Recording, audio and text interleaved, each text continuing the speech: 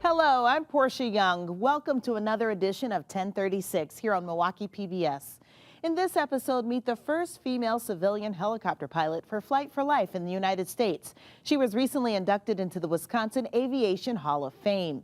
And John McGivern takes us behind the scenes at Fort McCoy, a United States Army installation located just outside Sparta, Wisconsin. It's been a little over a week since the midterm elections. A record number of voters turned out across the nation and here in Wisconsin.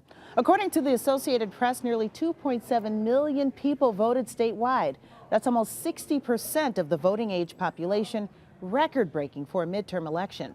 And of course, all eyes were on the governor's race, with Tony Evers narrowly defeating Scott Walker by just over 1%, ending Walker's bid for a third term. Now that the elections are over, we want to know what we can expect here at home and nationally. Here to help us answer that and put this all in perspective is Craig Gilbert, Washington Bureau Chief for the Milwaukee Journal Sentinel. Thank you for being here. Nice to be with you. It's wonderful to have you. Okay, so Craig, you've been covering politics here in Wisconsin for 30 years. Have you ever seen anything like this midterm election in terms of turnout and also the vote being so close? Yeah, I mean, we've had some drama in Wisconsin over the years. We've had some nail-biters for president. We've never had a race like this for governor, though. I mean, the governor's races have been competitive, but never down to the wire like this one was. So this was a new thing. And to have a midterm where there was so much participation. I mean, Wisconsin is a place where people really are engaged. And so it's not shocking, but still to have basically a level of turnout that is higher than some states turn out for presidential elections in a midterm is pretty remarkable. And we saw that actually earlier this spring with the Supreme Court race. Yeah. Huge turnout in that race as well. Okay, well, let's talk about this race. Scott Walker, what do you think was the missed opportunity for him? Well, I think, you know, he did have some headwinds. I mean, he had a national climate under a Republican president, a not so popular Republican president. That was, you know, kind of a drag on his candidacy. And he's been in office for 8 years.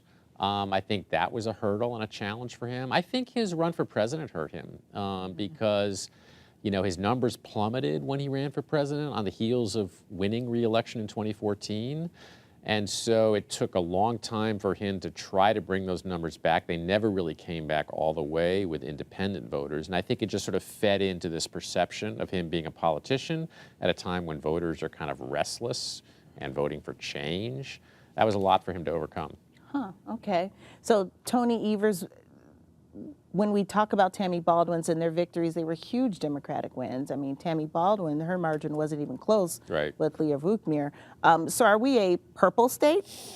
Or are we like really red in some parts and just really blue in others? You know, every time somebody thinks that Wisconsin is turning into a red or blue state, it changes, it shifts, it switches. We keep swinging back and forth. I mean, I have been doing this, as you mentioned, for a long time.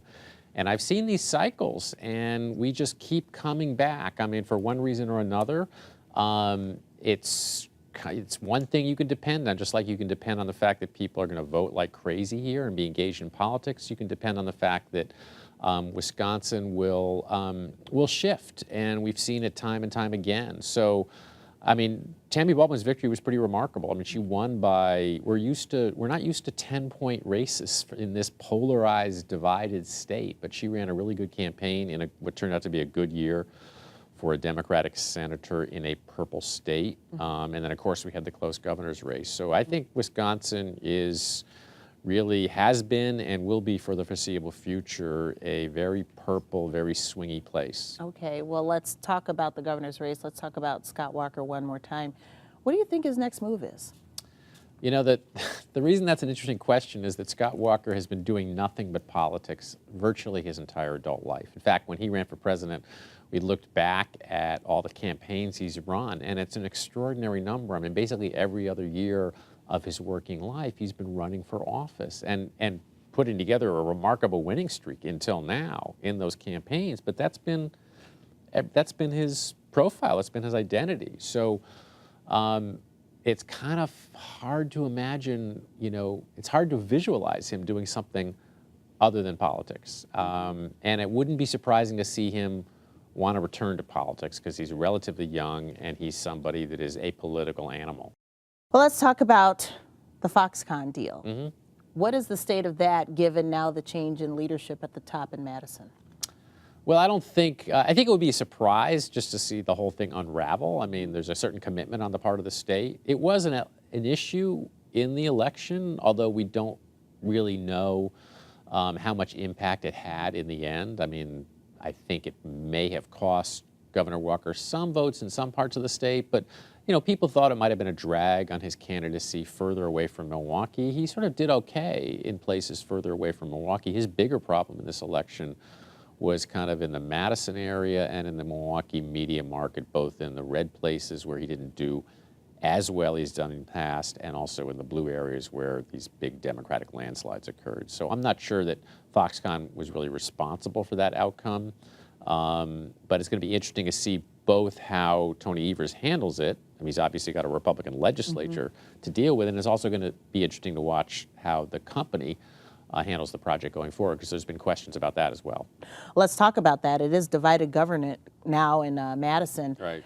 So was this just 4 more years of gridlock, or what are we seeing here? We've had divided government before in Madison. I mean, we remember when Tommy Thompson was governor, and people forget the fact that he got a lot of his signature policies through under a Democratic legislature. He very creatively used the very expansive veto powers that governors had in Wisconsin. Now, this is a different era, obviously. Tommy Thompson was a more pragmatic politician. The parties were less polarized and divided. So you've got a very conservative Republican legislature, and it could be bitter. It could be just impasse and gridlock and standoff and division. It could be ugly. Or they could somehow manage to get a few things done. We're going to be asking the same questions about Washington, too, with divided government now. Exactly. All right, let's talk about Washington on the national front. What happened in Wisconsin? What's the harbinger for 2020? So Wisconsin, of course, was one of those states, along with Michigan and Pennsylvania, the so-called blue wall that cracked and that delivered the presidency to Donald Trump. Now it's kind of swung back. So what does that mean for 2020? What does that mean for a Trump reelection campaign? I think Democrats are going to be desperate to bring these states back into their column. They need those electoral votes. So there are some states out there in the rest of the country that are swinging toward the Democratic Party, like Virginia and Colorado, that used to be red, and there's some states that are just falling away from the Democratic Party. Like Missouri. So does this Democratic governor, now governor-elect, does that help Wisconsin's position for perhaps getting the Democratic National Convention? It certainly doesn't hurt. And, Wisconsin, I think, has an interesting rationale. If they can sort of persuade the party that the site is good and it's got enough hotel rooms and everything else about it works, they've got a good political argument, which is, again, critical battleground state, industrial Midwest. If the Democratic Party is interested in kind of recovering with those blue-collar voters that we're always talking about, well, Wisconsin is sort of a good place to try to tell that story. Now they've won an election. Scott Walker, this kind of very symbolic figure in the conservative movement, is no longer the governor. The other two states in contention are Texas and Florida. You just had a series of Democratic defeats in Florida. Right. You almost had a huge Democratic upset in Texas against Ted Cruz. Didn't happen. So maybe that also strengthens Wisconsin's case. Well, that's the thing, though. The electoral votes versus Texas and Florida, those are those huge prizes. But what you're saying is it might be the more strategic place to go. I think it's a safer bet politically in a sense. It's certainly not a reach. And again, it's a state that Democrats need but can't take for granted. After all, they lost in 2016. How would you describe our current state of politics? Is this just the new order, the swinging? Yeah, I think we have two political parties that are very far apart. They're equally good at winning elections, but they're good at winning different kinds of elections, and they're appealing to very different kinds of voters, and in some cases in very different parts of the country or in different kinds of communities even. So what happens is if one of these parties wins and inevitably a very close election, they get power. Sometimes there's a backlash, and then it's just sort of a built-in cycle that kind of ensures these dizzying swings, because when one party gets in power, they go bold and they try to do a lot of bold things, and that engenders a backlash from the other party. So it's sort of a blessing and a curse. You win the presidency and you can count on losing ground, for example, in Congress and maybe even races around the country for your party, and that's what we've seen in the last several cycles. I think it's a generational thing, the boomers and millennials. Oh, you could be right. I mean, this is true. I mean, this is a pattern the pattern we've seen for the last 20 or 30 years. I mean, there's some new wrinkles under President Trump, some new divides that are getting wider, and, you know, we could be headed toward in some ways, an even more bitter and divided politics. Not a happy thought. All right, and on that note, Craig Gilbert from the Washington Bureau Chief for Milwaukee Journal Sentinel, thank you very much for your insights. We really appreciate you being here. My pleasure. Thank you.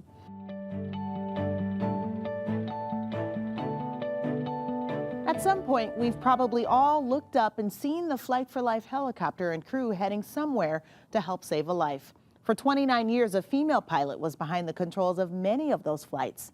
Janice Sierra was the first civilian emergency medical service pilot in the United States, and she's been the only female pilot for Flight for Life. Last month, Janice was inducted into the Wisconsin Aviation Hall of Fame. Though no longer flying, Janice agreed to head back up in the air with the Flight for Life pilot and 1036 videographer Brian Ewig to help us tell her story. My name is Janice Sierra, and I was a pilot with Flight for Life since 1987.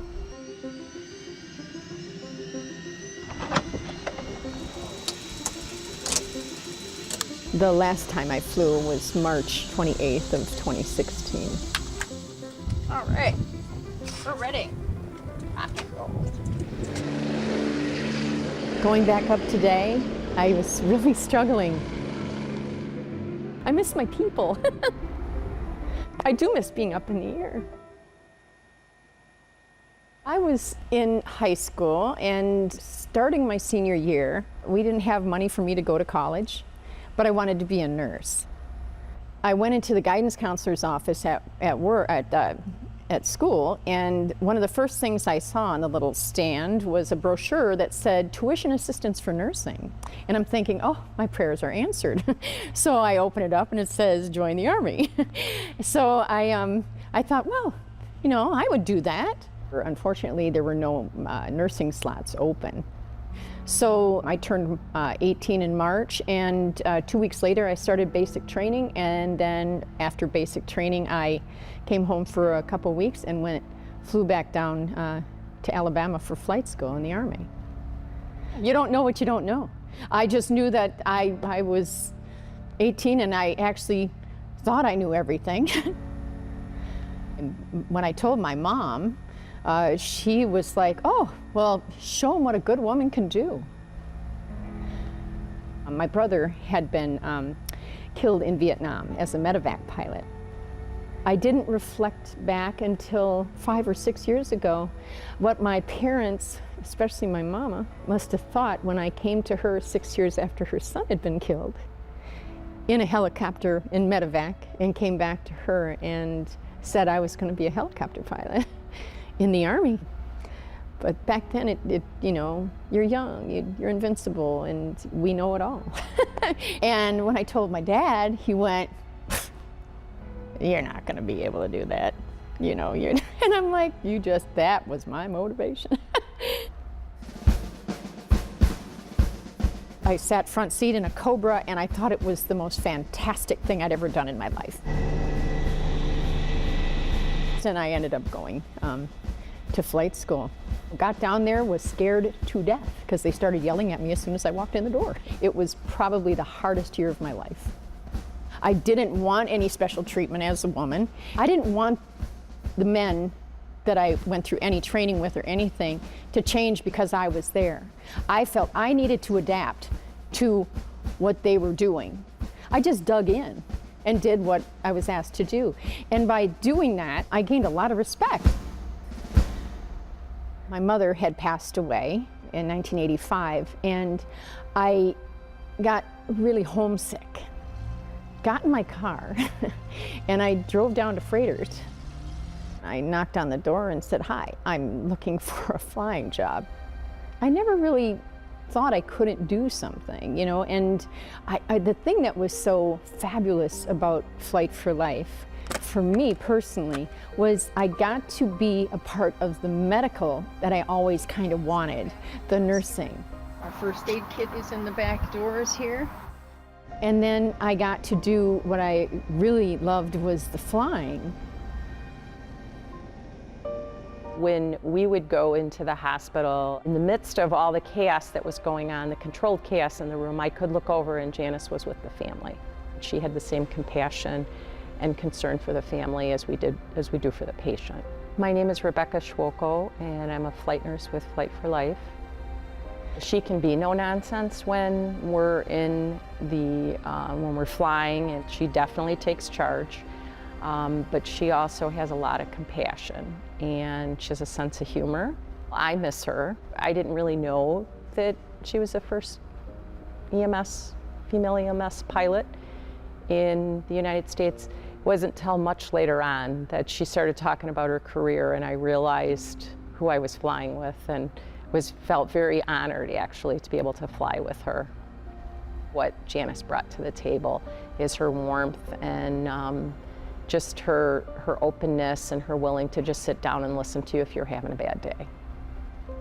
Life isn't always fair, and we see that. It was a burn patient that was still alive, still able to communicate, but couldn't get out of the vehicle. And it was terrible. Children are very hard, especially when you have your own children.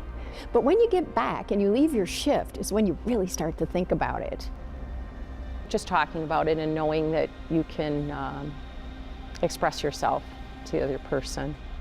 And we hug each other a lot. My name is Leif Erickson. I'm a flight paramedic with Flight for Life.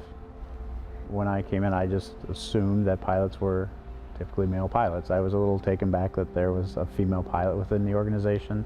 Janice's skills as a pilot were no different than the other pilots that we worked with, sometimes more exceptional. She did a lot to break down that gender bias of, the female is supposed to be the nurse, the paramedic's supposed to be the male, and the pilot is also supposed to be the male. She almost poo-pooed it. She acted like it was no big deal. Briefly, she'd talk about her military background, but there was never a mention of the first. Janice is a very humble, dedicated individual to the aviation and medical industry, but would never brag about herself. There was never a tone or an air about her. I was shocked when I was called and told I was selected. I had no foreknowledge of this at all. I'm humbled. I think she's a trailblazer. I really do. I think that the fact that her and women like her have done the things that they've done and kind of conquered those male-dominated fields. I have a daughter that, really the sky's the limit, and it's because of people like Janice. It's women like Janice that have allowed that to happen. All right, head up, there you go, there you go. I flew for 41 years. I loved my time in the military. I've had a wonderful career. I have no downside to my career. I think it was just the perfect fit for me. We got some openings if she wants to come back. She served our country, and she served Flight for Life well. Congratulations, Janice Sierra, and congratulations to the Flight for Life transport system that will celebrate its 35th anniversary this coming January. Check out more photos and information on Janice and the Flight for Life crew on our website, MilwaukeePBS.org. Let us know what you think of the stories seen here on 1036. Call us at 414-797-3760 with your thoughts and story ideas. That's 414-797-3760. We'll give you this number again at the end of our show. November is the month we officially honor our military veterans. Some of them trained at an Army installation center located on 60,000 acres near Sparta, Wisconsin. Our own John McGivern spent some time at Fort McCoy recently, working on a new episode of Around the Corner, and had a conversation about what really goes on there. We are inside Fort McCoy. My World War II Army veteran father would be so happy that we're visiting here today.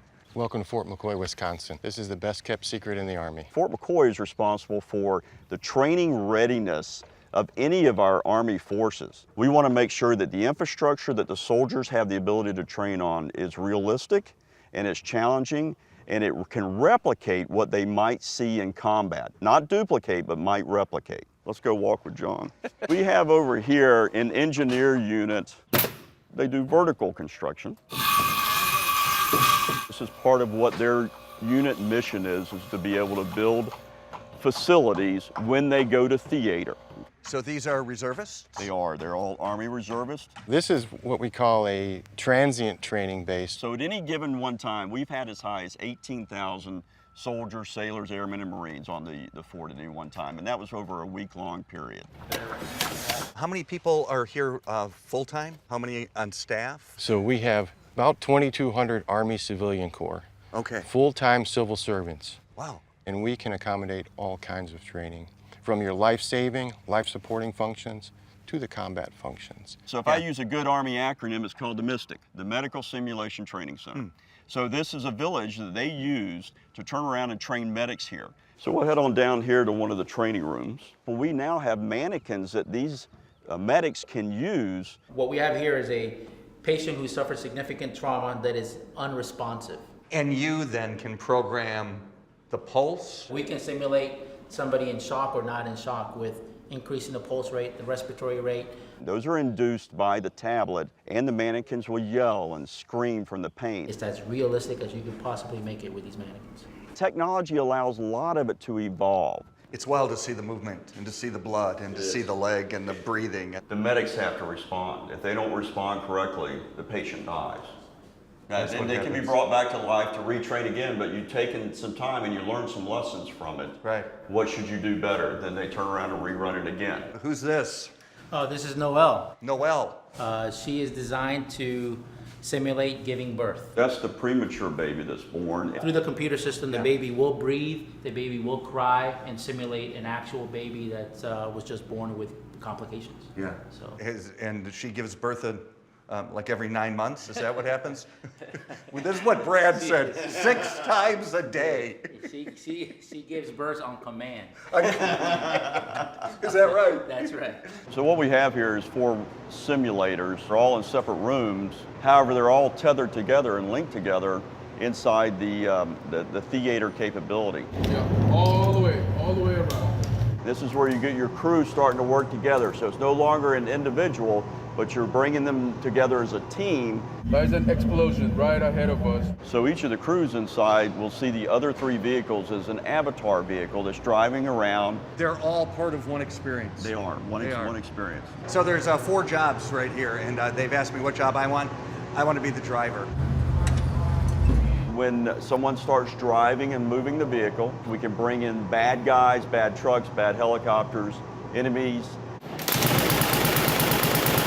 Scenery will change with the movement. The commander of the vehicle, who commands the entire vehicle and tries to call up a report, tell somebody higher what's going on, call for help. If someone's hurt, he may have to call in for a medevac. The driver always stays with the vehicle if he's got to move it quickly. I can drive. Okay. Yeah, and you can drive. If you can drive fast, you might be able to. Oh, I'm a good. People will be like, give him the car. You should be very scared, is what you should be right now. Let's go! This commemorative area, which includes the buildings, is 11 acres. Very rich history. We have a lot of World War II buildings here still that our soldiers live and train in. And how many pieces of equipment? There are 73 pieces of equipment here in our commemorative area. Okay, my favorite. It's the M1 Abrams combat tank. 70 tons of twisted steel and sex appeal. Yeah. No, that's what I was told. These vehicles stay out in the winter elements, and then once everything thaws out, look how beautiful it is. Yeah. They do a good job painting them. But And then there's after winter that- training here. There is winter training. We Right. have the cold weather operations course. Where they learn to use snowshoes, they learn to ski, they learn to put up a tent out in the cold. And it's not just how to survive in cold weather, it's about operating in cold weather environment. They come here in the winter and you say, let's train outside. Right. Train as you fight. Nice guy you are. I'd be like, come on, do I have to? But they need to be trained in that. Absolutely. Yeah. We Do you start- feel trained now that you've lived here a bit? I do, and we have the right gear. It took 9 years, but I now know what to buy for the soldiers to use. As the son of a World War II veteran, Army, I want to thank you for your service. And Thank thanks you. for the time today. Thank you for coming to Good Fort job. McCoy. Thank you. And let us know what you think about the stories seen here on 1036. Call us at 414-797-3760 and share your story ideas with us as well. That's 414-797-3760. And remember, you can always check us out at MilwaukeePBS.org and on Facebook. We'll be back next month for another edition of 1036, Thursday, December 20th at 9 p.m. right here on Milwaukee PBS. Until then, all of us here at 1036 want to wish you a wonderful Thanksgiving. We leave you with a view from above, a look at fall in Wisconsin.